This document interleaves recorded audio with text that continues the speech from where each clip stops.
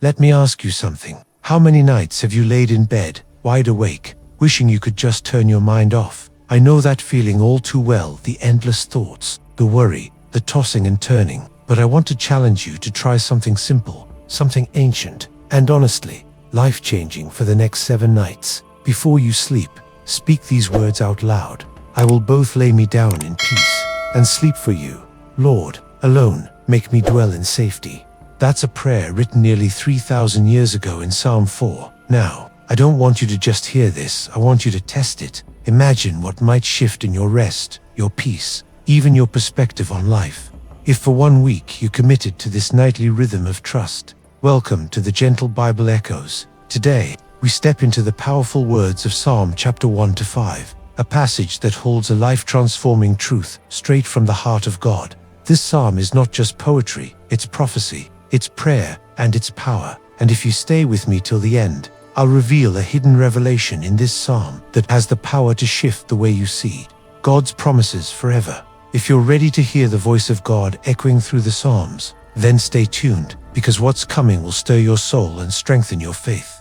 In this video, I'm going to show you where this prayer comes from, why it works, and how you can make it part of your nightly routine. And if you stay with me to the end, I'll guide you through a short practice you can use tonight to experience it for yourself. So, are you ready to take the challenge? Every day you choose a path, but you may not know you are choosing. Your feet follow a direction already set by your attention, your habits, your loyalties. One road leads toward life, the other toward dryness. One way delivers substance, the other only shadow. The world offers many voices. There are counsels that promise peace but deliver only more noise, more distraction, more longing. They speak through screens, through crowds, through the quiet suggestions in your own mind. They say hurry, achieve, acquire, worry. They say your value is in what you do or what you own, but they do not satisfy. They cannot quiet the soul.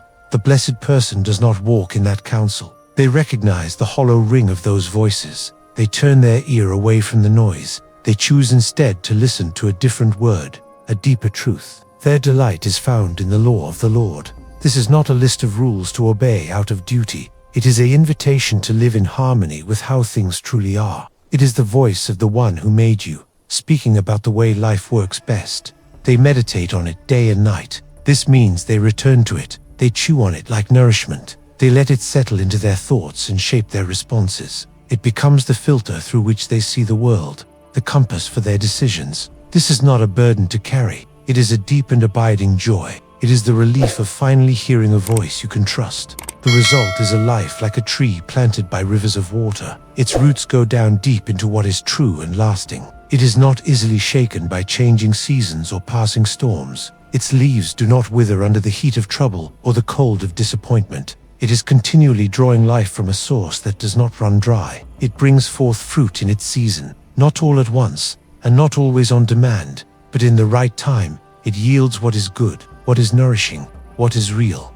This is the foundation. This is the first step on the journey to serenity. It starts with a choice of what you will listen to, what you will set your heart upon. It is the decision to root your life in something solid and life-giving, instead of something shallow and temporary. But the journey is not always by quiet rivers. Sometimes the waters are troubled. Sometimes the winds howl and the ground feels unstable. The life of faith is not a guarantee against storms. It is the assurance of a root system that holds.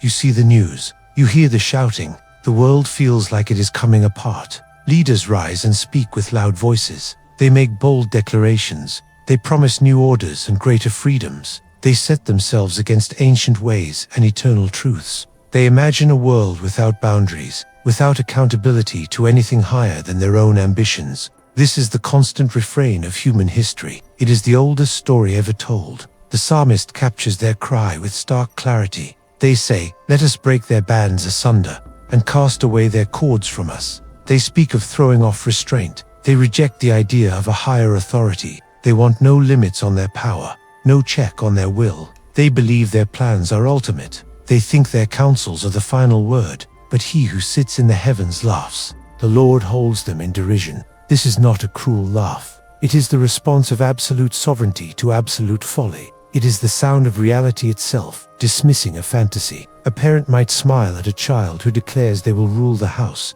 The parent knows the true order of things. So the Lord knows the true order of the cosmos. Their rage is like the ocean raging against the shore. The shore endures. The waves subside. His power is absolute. His plan is sure. He has set his king on his holy hill. No gathering of nations. No conspiracy of rulers. No edict from any capital can alter his ultimate purpose. The world spins within the orbit of his will. This truth meets your worry about tomorrow. It answers your fear of the headlines. The anxiety that tightens your chest when you read about conflict and crisis finds its resolution here. The chaos is not ultimate. The noise is not final. There is a throne above all thrones. There is a ruler over all rulers. Your personal sense of uncertainty is met with divine certainty. Your feeling of being overwhelmed by global events is met with the one who holds the globe in his hands. Blessed are all who put their trust in him. This is the answer to the chaos. This is the refuge from the storm of world events. Trust is the act of anchoring your soul, not in the temporary stability of nations, but in the eternal stability of God. It is a conscious transfer of your hope from what is seen and shaking to what is unseen and unshakable. The same God who rules nations is the God who hears your personal cry for help. The sovereignty that governs history is the sovereignty that governs the details of your life. His care is not divided. His attention is not fragmented. He hears the collective noise of empires, and he hears the quiet whisper of a single heart. And that cry for help often comes in the morning, when the day feels too heavy to face. The weight of the world can feel especially present at the start of a new day. The concerns of what might happen, the memories of what has happened, they gather at the threshold of the morning. But the promise of the Psalms is that help is available at that very moment. The God who is not alarmed by the rage of nations is ready to hear the fear of one person. He is a shield for the individual, just as he is a judge of the nations. This connection is your great comfort. Your small story is held within his large story. Your personal need is known to the King of all kings. Morning comes, and with it, a fresh wave of trouble. The light through the window does not always bring comfort. Sometimes it illuminates new concerns, old wounds, waiting tasks. The mind begins its work before the body has left the bed. It tallies the threats, counts the obstacles, measures the resources. It whispers of lack, of opposition, of failure. This is the moment described in the psalm. The writer awakens to a reality many know well. He says, "Lord, how are they increased that trouble me? The enemies seem numerous. The threats feel real. They are not always physical opponents. They can be thoughts, memories, pressures, expectations. They can be the weight of responsibility, the fear of inadequacy, the shadow of past mistakes. They gather at the dawn and declare their presence. They speak of limitation and weakness. But you, O Lord, are a shield for me." This is the declaration that changes everything. The shield does not remove the enemies. It stands between you and them. It turns aside the arrows of accusation, the blows of circumstance, the pressure of demand. You are my glory. This means God himself becomes your source of dignity and worth. Your value is not in your performance or your possessions. It is in your relationship with the one who shields you. You lift my head. When shame or defeat would cause your head to hang down, God reaches and raises it. He restores your posture. He returns to you a sense of honor and confidence that circumstances cannot take away. I cried to the Lord with my voice, and he heard me from his holy hill. The cry is vocal. It is not a silent thought. It is a sound made with the breath and the body. There is power in giving voice to fear. It moves the anxiety from inside to outside. It places it in the realm of the heard, the spoken, the shared, and the promise is that God hears. His hearing is not passive. It is attentive. It is engaged. He hears from his holy hill, from the place of his authority and power. Your cry reaches the throne. This is the practice, to voice your fear before the day begins. Do not wait until you are overwhelmed. Do not let the worries accumulate. Speak them out loud as your first act of the day. Name them before God. This act of vocal prayer is your shield. It is your defense against the internal voices that would otherwise dominate your day. I laid me down and slept. I awaked, for the Lord sustained me. This is the powerful truth. Sleep is an act of trust. It is a voluntary surrender of consciousness, of control. You can sleep because you believe you will wake. You can release the day because you trust that God holds the night. Your waking is not your own achievement. It is his gift. His sustenance is the invisible force that maintains your life through the vulnerable hours of darkness. You can sleep and wake again because God sustains you. A simple morning prayer becomes your shield for the entire day. It is not a long prayer. It is not a complex ritual. It is the cry for help, the declaration of trust, the acknowledgement of dependence. This prayer establishes the truth for the hours to come. It sets the orientation of your heart. It reminds you that you are not alone in the facing of the day. You are shielded. You are heard. You are sustained. But the shield is not just for the morning. It is also for the night. The same trust that allows you to face the day allows you to release it. The same God who guards your waking hours guards your sleeping ones. The rhythm of prayer covers the whole circle of the day. It begins at dawn and continues until dusk. It starts with a cry and ends with a rest. The day is done. The house is quiet. But your mind is not. It replays conversations. It reviews decisions. It rehearses tomorrow's challenges. The stillness of the evening often magnifies the noise within. This is the moment you return to the words from the beginning.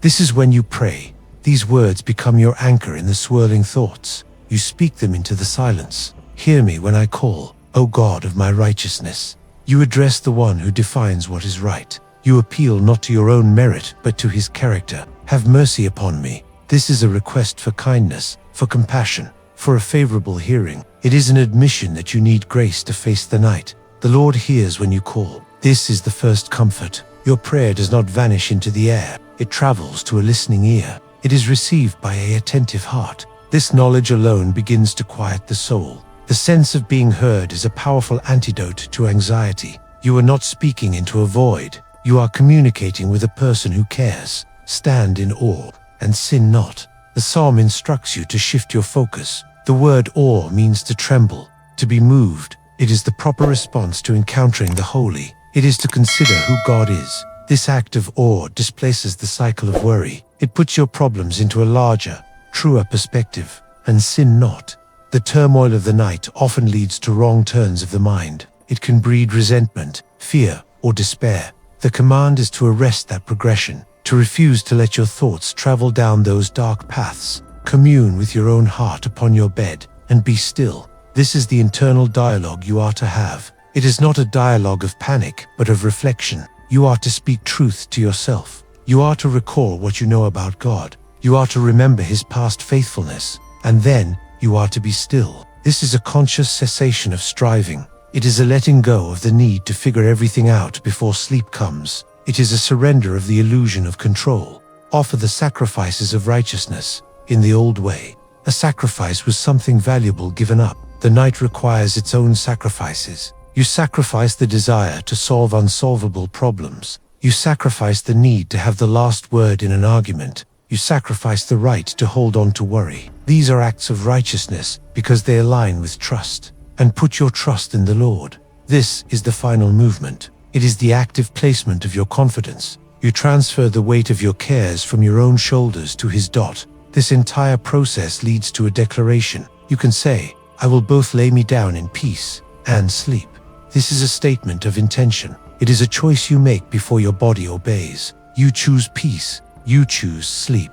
You can do this because the Lord alone makes you dwell in safety. Your security does not come from locked doors or clear circumstances. It comes from his presence. He alone establishes a place of safety for your soul. This is how these ancient words become your pathway to rest. They guide you through the internal landscape of the night and bring you to a place of quiet trust. Another day begins. You must choose how to meet it. The morning light returns, and with it, the necessity of orientation. Will you face the hours ahead in your own strength, with your own plans, or will you begin with a different posture? The psalm gives you the words. Give ear to my words, O Lord.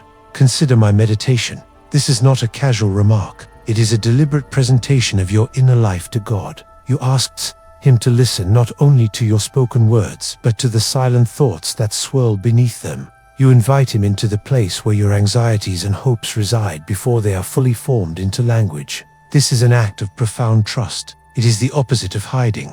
The world is full of lies and flattery. Voices compete for your attention from the moment you wake. They promise success if you follow a certain path. They offer approval if you adopt a certain image. They speak of quick solutions and easy gains. They appeal to your fears and your desires. It is easy to lose your way before the day has properly begun. The noise of these messages can drown out the quieter, deeper voice of truth. They can pull you onto a path that looks right but leads to confusion. But in the morning, you can direct your prayer to God. You can look up. This is a conscious redirecting of your focus. Before you check a screen, before you review a list, you can turn your attention upward. You can set the direction of your heart before the world sets it for you. This act of prayer is like setting a compass at the start of a journey. It ensures that every step afterward is taken with a sense of true north. God does not take pleasure in wickedness. Evil shall not dwell with him. This truth establishes a boundary. It defines the atmosphere of his presence. You cannot bring malice, deceit, or selfish ambition into your prayer and expect fellowship. The morning ritual requires a letting go of these things. It requires a honesty about your own heart. You must acknowledge the ways you have believed the world's lies or sought its flattery. This is not to condemn you, but to clear the ground for true connection. But through the multitude of his mercy, you can come into his house. Your access is not based on your own perfection. It is based on his limitless kindness.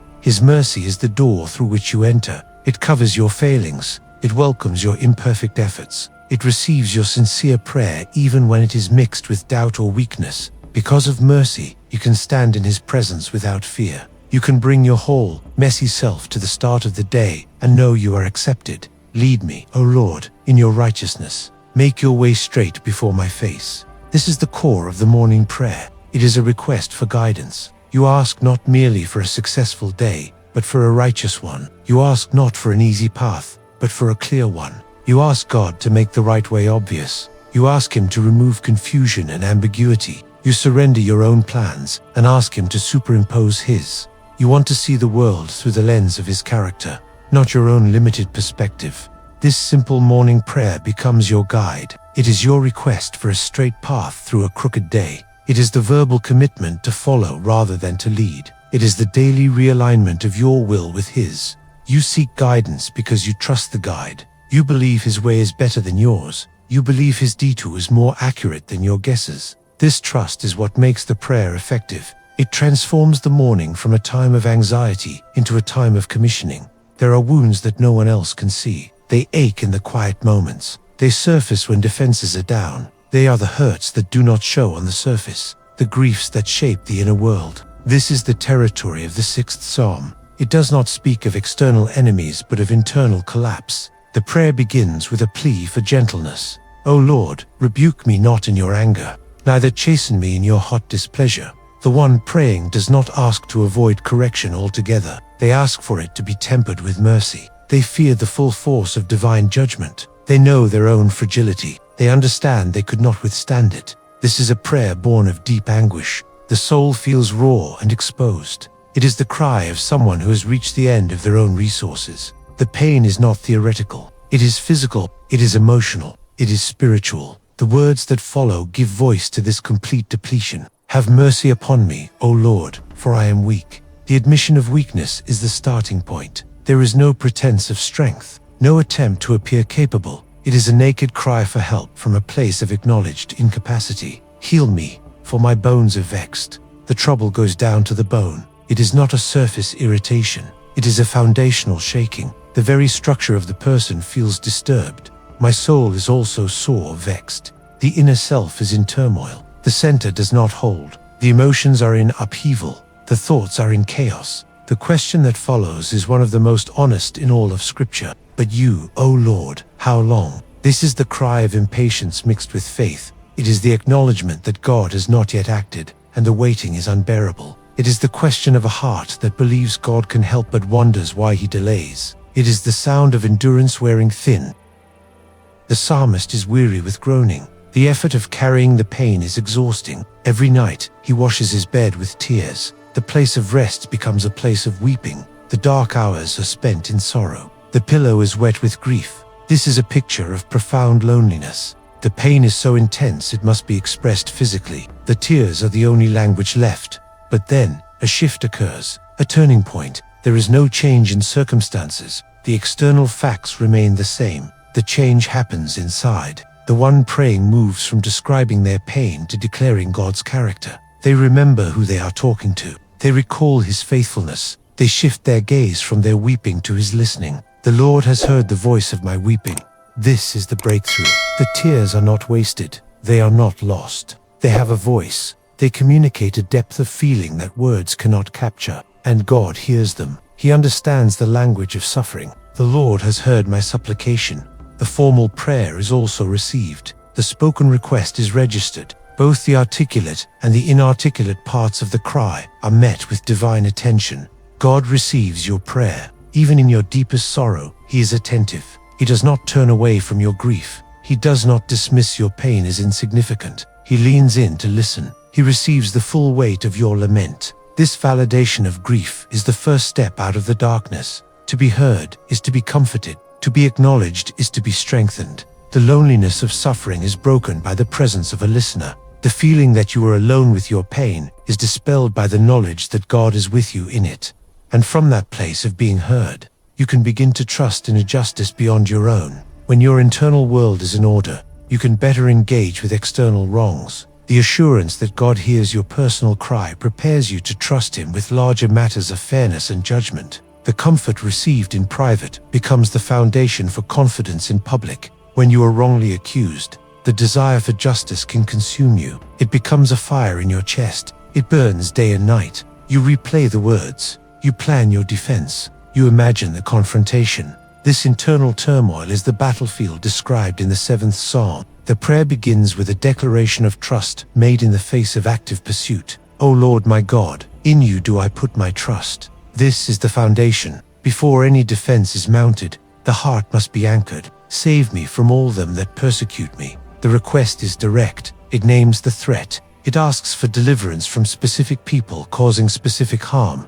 The threat feels like a lion ready to tear your soul apart. The imagery is visceral. It is not a minor annoyance. It is a predatory presence. It seeks to destroy not just your reputation, but your inner peace. The danger feels imminent and personal. The fear is that this attack will succeed, that you will be ripped apart by lies or malice. This is the tension that fuels the need for vindication. The psalmist asks God to judge him. He does not ask for blind favor. He invites divine scrutiny. He says, in effect, if I have done wrong, then let the enemy prevail. This is a staggering act of honesty. It is the ultimate surrender of self-justification. It places the entire matter in the court of heaven. It says, you see the truth. Decide based on what you see. This move removes the need for a personal campaign to prove yourself right. It transfers the burden of proof from your shoulders to God's. But He stands on His own righteousness. Not perfect, but upright. This is not a claim of sin. It is a claim of fundamental integrity in this specific matter.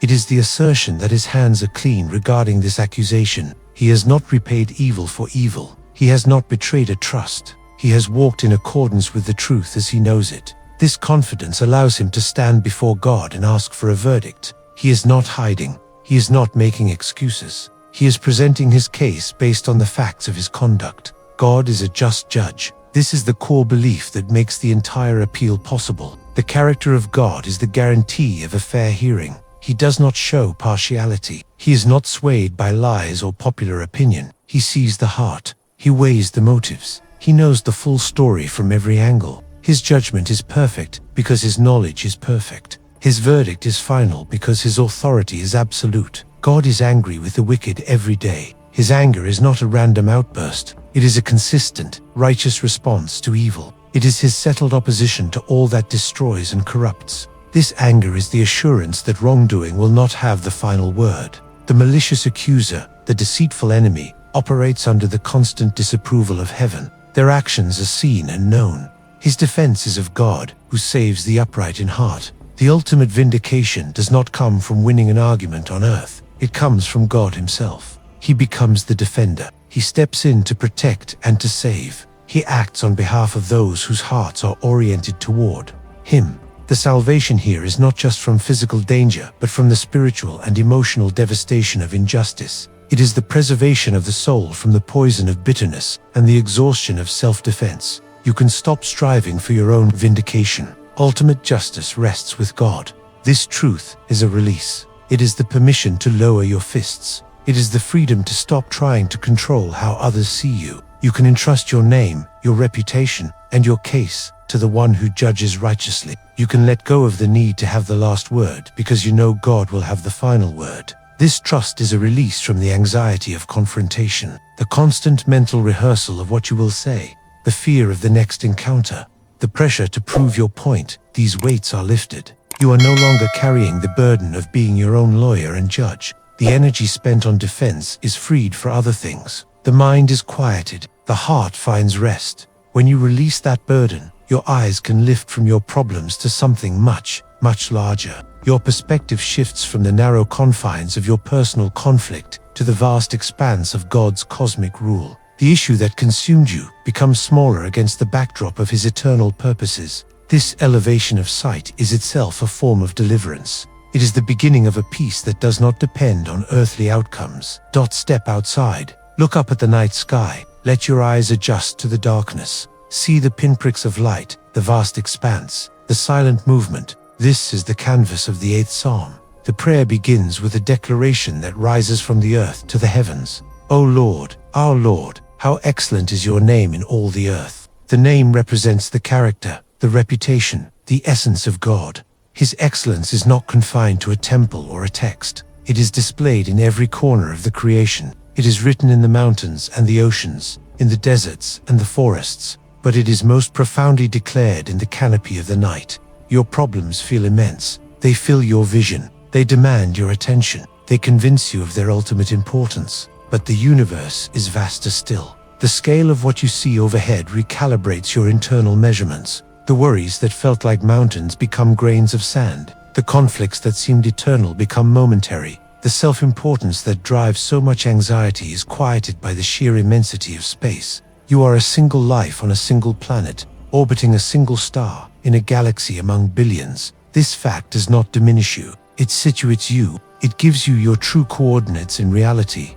When you consider the heavens, the work of your fingers, the moon and the stars, this is an act of conscious contemplation. It is not a glance. It is a gaze. It is the slow, deliberate taking in of the created order. You consider the artistry. The phrase, work of your fingers, suggests intimacy and care. This is not a machine thrown together. It is a masterpiece crafted with precision and purpose. The moon reflects light in its phases. The stars hold their positions across the millennia. They operate on a logic and an order that humbles human chaos. What is man, that you are mindful of him? The Son of Man, that you visit him? This is the question that arises from true awe. It is not a question of despair, but of wonder. Against the backdrop of infinite space and incalculable time, the fact that God thinks about you is astonishing. That He attends to your life, that He involves Himself in your story. The word visit implies a personal coming near. It is the God of the galaxies drawing close to a human heart. This is the central mystery and the central comfort.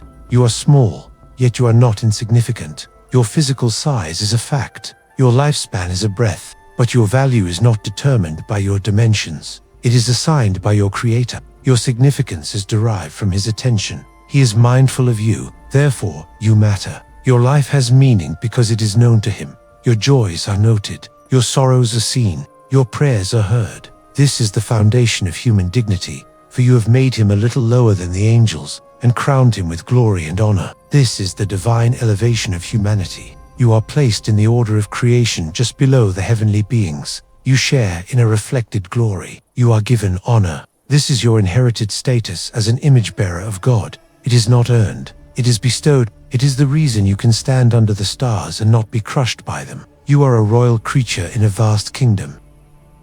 You gave Him dominion over the works of your hands. You put all things under His feet. This is the assignment of stewardship. The authority is real but derived. You are to rule over the earth as a representative of the true King. You are to care for what He has made. You are to manage it with wisdom and respect. This responsibility is part of your glory. It is a trust given to you by the Creator of all. This is the transformation. Your perspective shifts from your turmoil to His glory. You stop staring at your problems and start gazing at His power. You move from measuring your weakness to considering His strength. Your focus changes from your smallness to your God-given dignity. You see yourself not as a victim of circumstance, but as a crowned ruler in a vast creation. This shift in perspective is the most powerful tool for peace. Awe becomes the antidote to anxiety. The feeling of wonder drives out the feeling of worry. It is impossible to hold both at the same time. The mind cannot fully engage with the majesty of God and remain consumed by personal fear. One expands the soul, the other contracts it. The choice to cultivate awe is a choice to resist anxiety. It is a practical discipline for mental and spiritual health. And from that place of awe, praise becomes the most natural response. When you truly see who God is and what He has done, words of thanks and admiration rise almost without effort. The heart overflows with a sense of gratitude. The mouth speaks of His excellence. This praise is not a duty to perform. It is a joy to express. It is the fitting conclusion to the experience of awe. It completes the circuit between God's revelation and your reception. The journey ends where it began, with praise. You have traveled from the choice of paths to the cry of the night, from the morning shield to the depths of sorrow, from the plea for justice to the awe of the stars. Now you arrive at the song of thanksgiving. The voice that once trembled now declares with strength, I will praise you, O Lord, with my whole heart. This is not a partial offering. It is the engagement of your entire being. Your emotions, your will, your mind, all are directed toward gratitude. I will show forth all your marvelous works. You become a storyteller of grace. You recount what God has done. You speak of His interventions, both great and small. You make known His character through the narrative of your life. The memories of trouble and oppression linger. They are not erased. The scars remain. The experiences of fear and loss are part of your history. You do not pretend they never happened. You do not minimize the pain they caused. They are real chapters in your story. But the narrative has changed. The emphasis has shifted. The story is no longer about the power of the trouble, but about the power that delivered you from it. The focus moves from the threat to the rescue. My enemies are turned back. They fall and perish at your presence. The opposition you faced did not have the final word. It met a greater force. The presence of God became your defense. The enemies of your soul, whether external people or internal thoughts, were confronted by a reality they could not overcome. They stumbled. They fell. Their power was broken not by your strength, but by His newness. Your victory was secured by His action, not your own. For you have maintained my right and my cause. You sit on the throne judging right. Your case was heard. Your cause was upheld. The one who judges all things saw the truth of your situation. He rendered a verdict in your favor. This is not because you were perfect, but because He is just. He defends the cause of those who trust Him. He sits on the throne. His authority is the foundation of all justice. His perspective is the standard of all right. When He rules in your favor, no appeal can overturn it. You have rebuked the nations. You have destroyed the wicked. The scope of His action is both personal and global. The same power that rebukes entire nations destroys systemic wickedness. The forces that oppose His order are met with His resistance. His rebuke is His settled opposition to all that corrupts and destroys. His destruction of the wicked is the removal of their influence and power. This cosmic justice is the context for your personal deliverance. Your story is part of His larger story of making all things right. The Lord is a refuge for the oppressed, a refuge in times of trouble. This is His character. He is a place of safety for those who are crushed by weight they cannot bear. He is a shelter for those who are pursued by forces too strong for them. He does not merely observe their trouble. He becomes their hiding place. He offers His own presence as protection.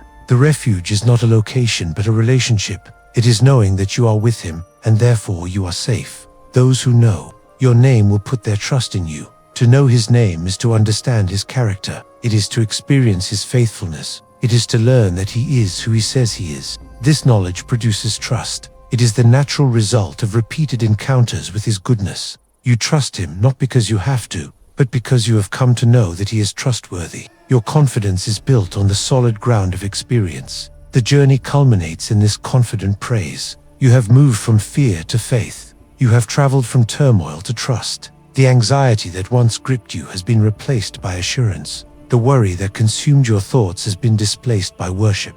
This is not a temporary emotional high. It is a settled state of the soul. You have seen that the Lord does not forsake those who seek Him. Your experience has proven the promise. You sought Him in the trouble, and He was there. You cried to Him in the night, and He heard. You placed your case before Him, and He judged. You looked to the stars, and He met you with awe. He did not abandon you at any point. His presence was the constant through every season. This is the arrival. This is the deep, abiding peace. It is the quietness that comes from knowing you are heard, you are defended, you are known, and you are safe. It is the rest that follows the journey. It is the serenity that surpasses all understanding because it is rooted in the character of God.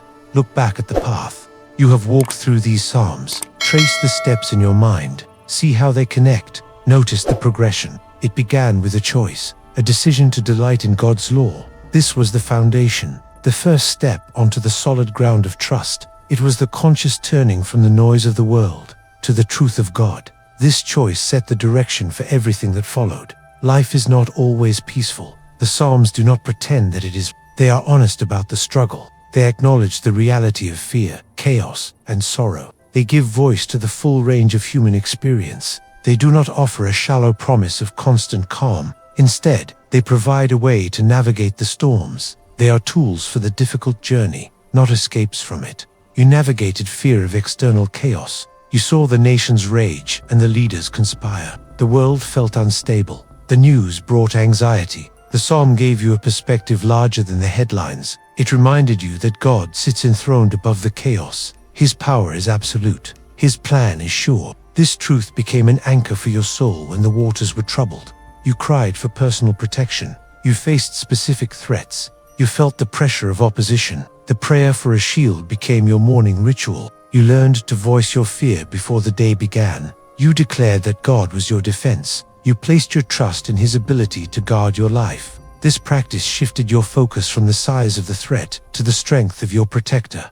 You sought guidance for the day. You asked for a straight path through a crooked world. You invited God to lead your steps. You surrendered your own plans and asked for His direction. This prayer became your compass. It oriented your heart toward righteousness before the demands of the day could pull you in other directions. You sought peace for the night. You learned to release the day's burdens. You spoke the words of trust into the darkness. You declared your intention to sleep in peace. You placed your safety in God's hands alone. This evening prayer became a barrier against anxiety. It taught your soul to rest, even when your mind wanted to worry. You expressed deep sorrow. You gave voice to the grief that no one else could see. You admitted your weakness. You asked for healing. You wept before God. You discovered that He hears the voice of your weeping. He receives your lament. He validates your pain. This acknowledgement was the first step toward healing.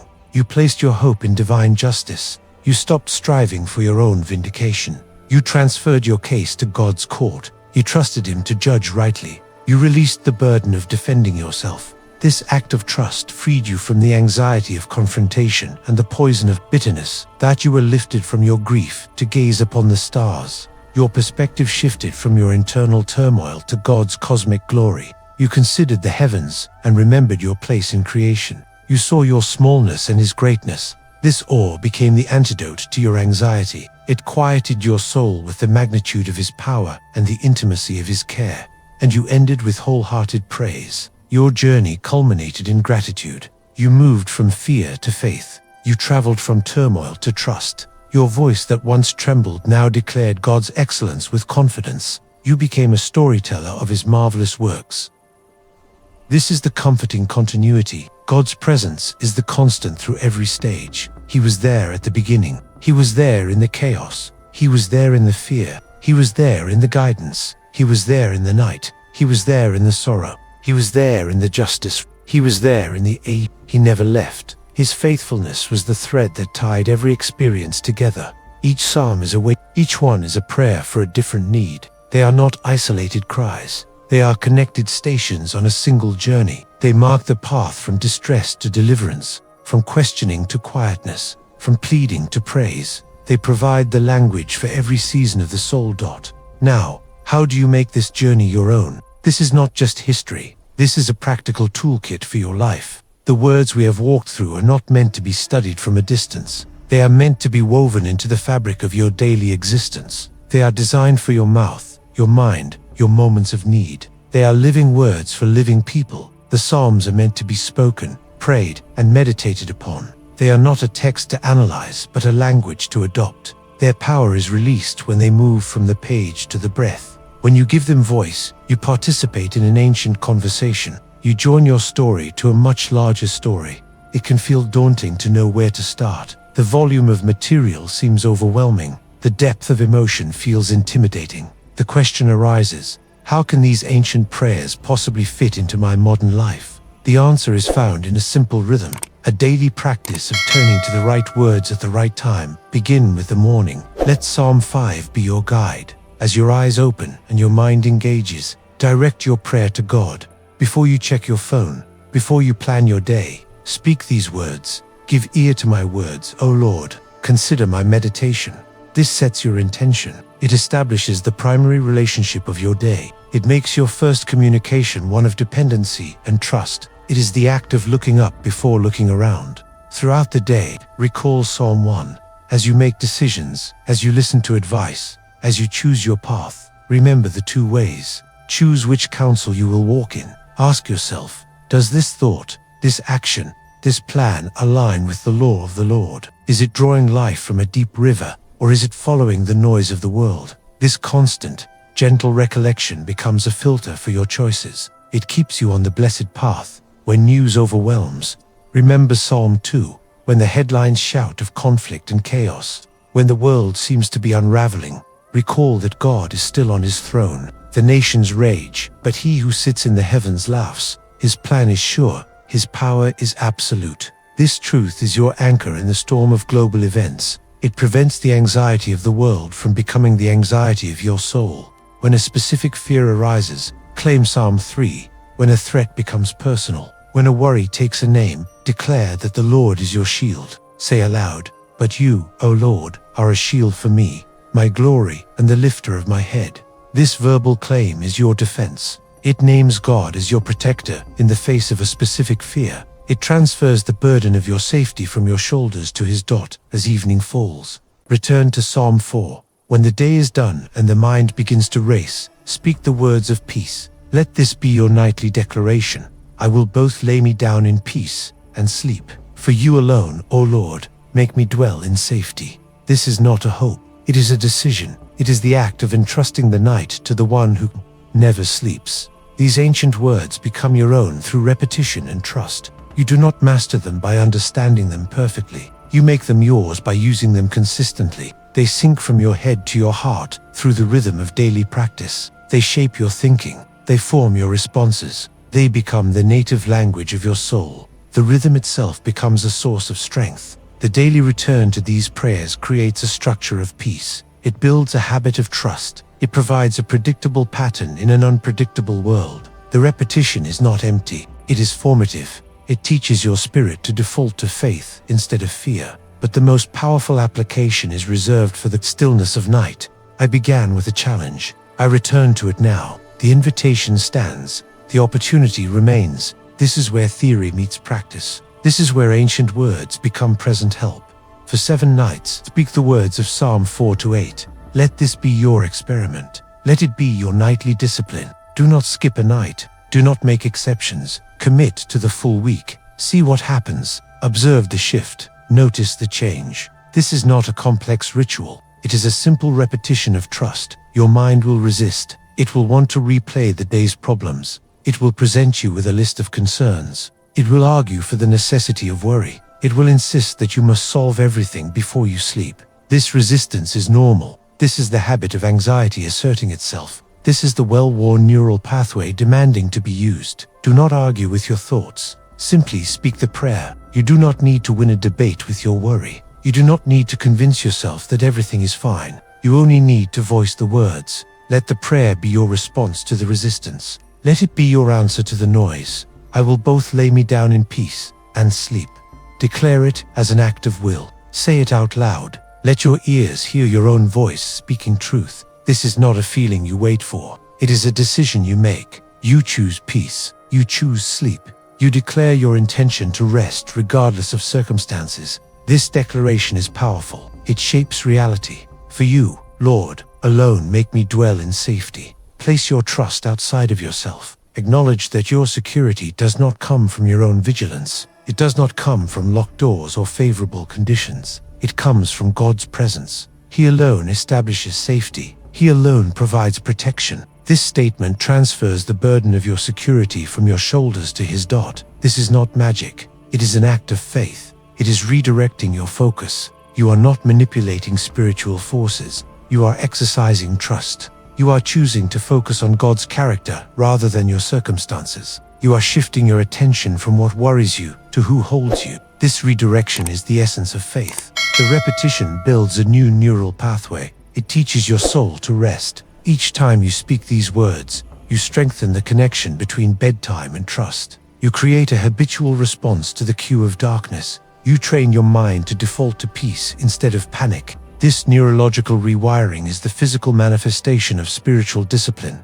This is how you test it. This is how you experience the shift for yourself. You move from reading about peace to practicing peace. You transition from understanding the concept to embodying the reality. The change happens not through study but through repetition. The transformation occurs in the doing.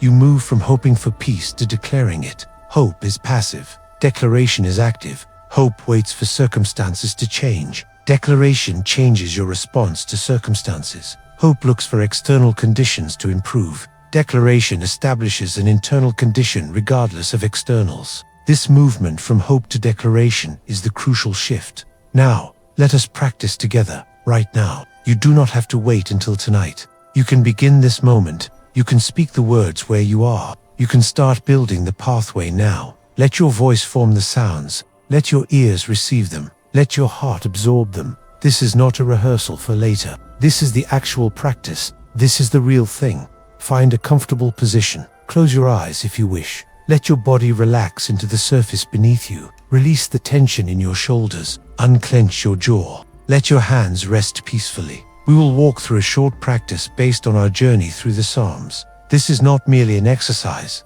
This is the application of truth to your present moment. The distractions are there. Acknowledge them, and then let them go. Your mind will present you with thoughts. It will remind you of tasks. It will replay conversations. Notice these thoughts without fighting them. See them as clouds passing through the sky of your mind. Do not grab onto them. Do not follow them. Simply acknowledge their presence and return your focus to the practice. First, remember the two paths from Psalm 1. Bring to mind the image of the two ways. One leads to life, the other to emptiness. One is crowded with noise, the other is quiet with truth. Tonight, you choose the blessed path. You make the conscious decision to walk in the counsel of the Lord. You turn your ear from the world's voices and tune it to His word. You set your delight upon His law. You choose to be the tree planted by water, not the chaff blown by the wind. Recall that God laughs at the chaos of nations from Psalm 2. Bring before your mind the image of raging rulers and conspiring leaders. See their proud declarations. Hear their loud threats. Then see the Lord sitting in the heavens. See His quiet sovereignty. Hear His response of divine amusement. Their fury is trivial before His power. Their plans are foolish before His wisdom. Release the world's worries. Let go of the anxiety about headlines and global events. Place these large concerns into His large hands. Remember, He is your shield from Psalm 3. Bring to mind the specific fears that trouble you. Name them quietly. See them as enemies arrayed against you. Then see the Lord standing before you as your shield. See His protection between you and the threat. Feel the security of His presence. Hear the truth that He is your glory and the lifter of your head. You are protected. The shield is in place. The defense is secure. Now, speak the words of Psalm 4-8 aloud. Let your voice fill the space around you. Say with intention, I will both lay me down in peace and sleep. Declare this as your choice. State it as your reality. Continue. For you, Lord, alone make me dwell in safety. Acknowledge that your security comes from Him alone, not from circumstances, not from your own efforts, from His faithful presence. Hold the image of the tree by the water from Psalm 1. See yourself as that tree. Your roots go down deep into the soil of God's faithfulness. They draw nourishment from the river of His love. Your leaves are green and healthy. Your branches are strong. You are not shaken by passing storms. You are not withered by seasons of heat. You are rooted. You are nourished. You are sustained by a source that does not fail. You have arrived at a place of deep, abiding peace. This is not a peace that the world gives. This is a peace that passes understanding. This is the quietness of a soul that knows it is heard. It is protected. It is guided. It is loved. Rest in it. Do not rush from this place. Let your spirit settle into this reality. Breathe in this peace. Breathe out the remaining tension. This is your new nightly rhythm. This is not a one-time exercise. This is a pattern to repeat. This is your pathway to serenity. It is available every night. It is as close as your breath. It is as simple as these words. The journey does not end when the video does. It continues every time you pray. It deepens with each repetition. It becomes the familiar road home to peace. What happens after the 7 nights? What is the fruit of this practice? The tree in Psalm 1 brings forth its fruit in its season. It does not yield its harvest immediately. It does not produce on demand. The growth happens slowly, underground, unseen. The roots go deeper. The trunk grows stronger. The leaves remain green. Then, in the right time, the fruit appears. Spiritual growth is often slow and unseen. You may not feel different day by day. The change is gradual. It is like the movement of the hour hand on a clock. You cannot see it move, but over time, it covers great distance. The transformation occurs in the hidden places of the heart. It happens in the quiet moments of trust. It develops through the consistent practice of prayer. The fruit is not necessarily the absence of trouble. The tree still feels the wind. It still endures the heat. It still withstands the cold. The blessed life is not a life without storms. It is a life that remains standing through them. The fruit grows in the midst of difficulty, not in the absence of it. The challenges become the context for growth, not the obstacle to it. The fruit is stability. Your leaf shall not wither. You are not easily shaken by changing circumstances. You are not quickly dried up by disappointment or delay. You maintain your vitality even when conditions are harsh. Your inner life remains green and alive. Your peace is not dependent on external factors. It is sustained by an internal source. The fruit is resilience. You are planted. You are not easily uprooted. The winds may blow, but your roots hold fast. The storms may come, but your foundation remains. You bend but do not break. You sway but do not fall. Your identity is secure. Your worth is established. Your place is fixed by the water source. You are not tossed about by every new opinion or fear. The fruit is timely provision. You bring forth what is needed for the season you are in. You have the resources to meet the present demand. You possess the wisdom for the current challenge. You demonstrate the grace required for the immediate relationship. You are not trying to solve tomorrow's problems with yesterday's strength. You are adequate for today because you draw from an eternal source. This is the result of delighting in God's law day and night. This is the outcome of consistent meditation and prayer. The regular turning of your mind toward truth shapes your character. The habitual orientation of your heart toward God forms your responses. You become what you behold. You are transformed by what you consistently practice. The transformation is a soul anchored in serenity. Regardless of the storm, the peace is not superficial. It is not circumstantial. It is foundational. It is the quiet confidence of a life rooted in something unshakable. The external weather may change, but the internal climate remains calm. The waves may crash, but the anchor holds. You have learned to navigate the emotional landscape with a divine map. You have the coordinates for peace. You know the route to rest. You understand the path to stability. You are not wandering in confusion. You are not lost in reaction. You are following a well-marked trail that others have walked before you. The map is reliable because the map maker is trustworthy. This is the blessed life. This is walking in God's way. It is not a life of perfect circumstances. It is a life of perfect peace in imperfect circumstances. It is not a life without questions. It is a life with answers that hold. It is not a life without pain. It is a life with a comfort that sustains. This is the promise of the tree planted by the water. This is the fruit of a life rooted in trust. These psalms are a template. Your life is the text. The ancient words provide the structure, the rhythm, the vocabulary. Your experiences provide the content, the emotion, the unique circumstances. The two meet in the act of prayer. The general becomes specific. The historical becomes personal. Your story has moments that mirror Psalm 3. There are mornings when the troubles feel multiplied. The enemies of discouragement, anxiety, or accusation seem to rise against you. Your story has moments that mirror Psalm 6.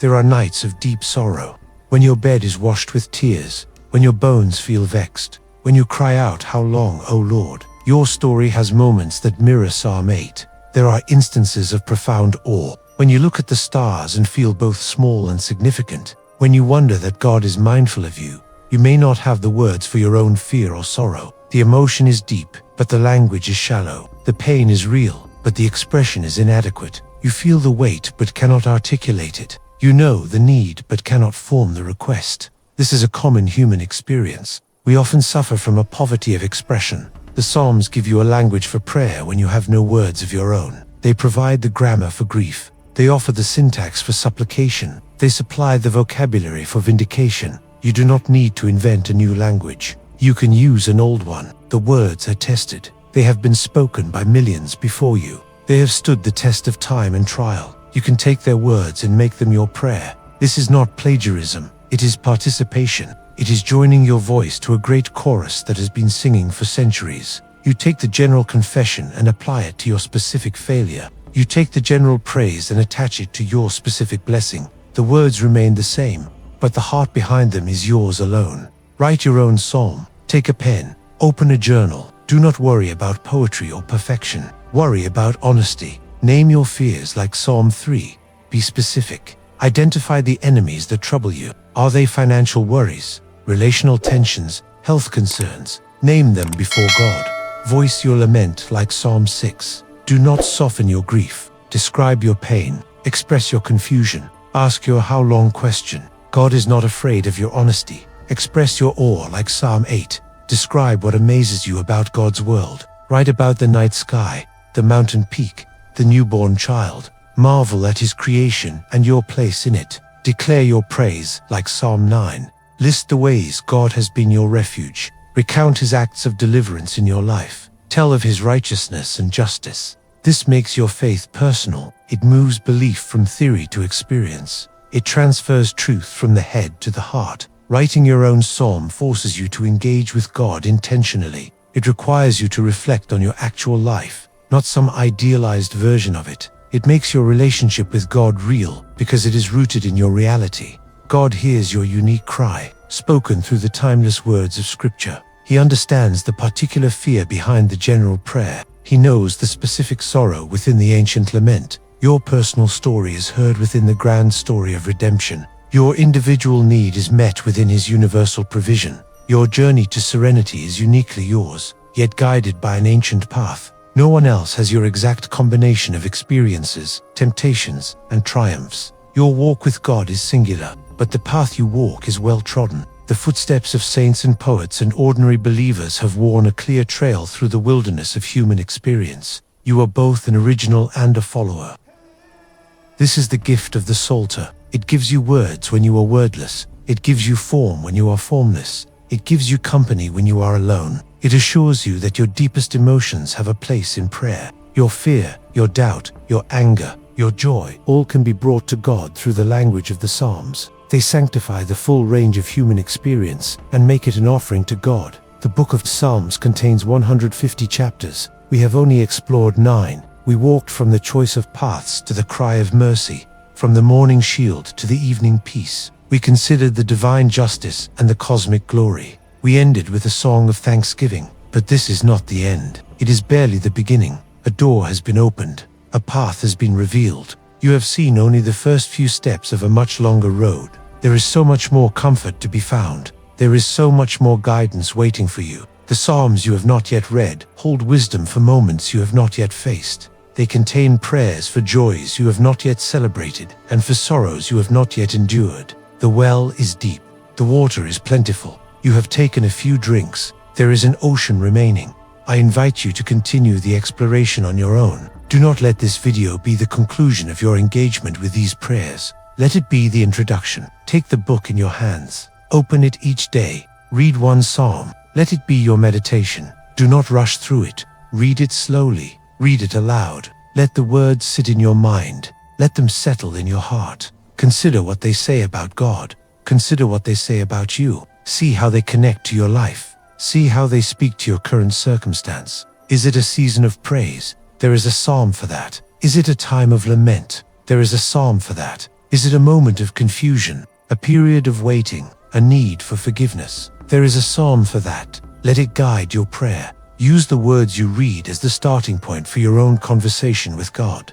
If the psalm is a cry for help, make it your cry. If it is a shout of praise, make it your shout. If it is a quiet trust, make it your trust. The Psalms train you to pray with honesty and depth. They give you permission to bring your whole self to God. They show you that no emotion is off limits in His presence. The entire range of human experience is found within its pages. Every high and every low is represented. Every fear and every hope is given voice. There is joy so vibrant it bubbles over into dance. There is grief so heavy it drags the soul into the dust. There is anger so hot it burns with righteous fire. There is peace so deep it quietens the raging storm. There is trust so solid it withstands every assault. God meets you in every one of those emotions. He does not shy away from your passion or your pain. He welcomes your celebration and your complaint. He receives your questions and your quietness.